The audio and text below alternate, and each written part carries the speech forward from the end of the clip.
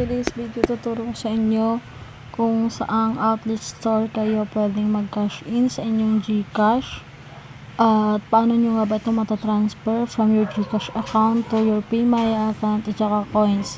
Kasi nga sa panahon ngayon mahirap talaga mag-cash in ng pera sa inyong GCash account. So start muna tayo sa cash in. Punta po tayo sa Pure Gold, pwede po doon. Pure Gold, na-try ko po ito ng isang araw. So simple lang po, just inform po yung cashier na kayo po ay mag-cash in, then generate lang po yung barcode, saka nyo po bayaran. So example, generate barcode, yan po. So ilalagay nyo lang po yung amount, and then yan po, generate code. Ayan lang po yung papakita nyo sa cashier.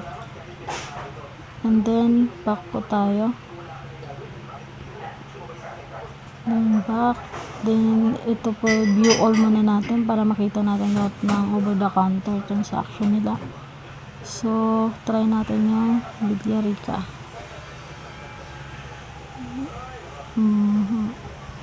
So yung dalawang outlet store po, yan talaga yung mga legit na tumatanggap po ng cash in sa GCash.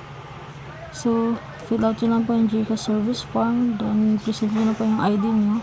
Kailangan po dito ay personal po kayong magka-cash in, bawal po ang mag-utos. Back natin, ayan po. So ngayon po tuturo ko na sa inyo kung paano po i-send yung pera sa PayMaya at saka sa coins. So start po tayo sa PayMaya, send money po, and then send to bank. Hanapin po natin ang PayMaya. So view all, hanapin natin ang PayMaya. So pinakababa, ayan po siya, PayMaya Philippines Inc. Okay, madali lang po siya. Enter nyo lang yung amount, then yung account name.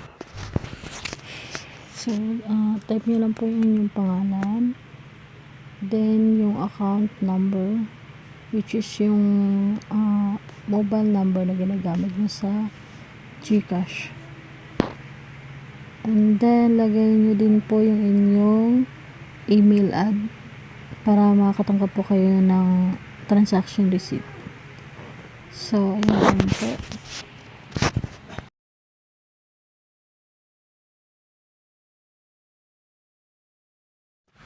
Ayan lang po. Then send money. Then hanapin na po natin yung coins.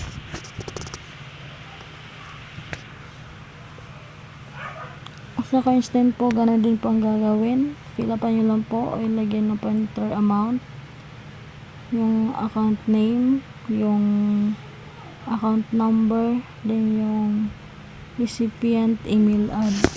Ganun lang po siya. Then so ang kinaganda po nito, bali GCash na gagamitin nyo sa pagka-cash in, then i-distribute nyo na lang po sa PayMaya account sa coins.ph na account po. Ganun lang po siya. So thank you guys sa panonood.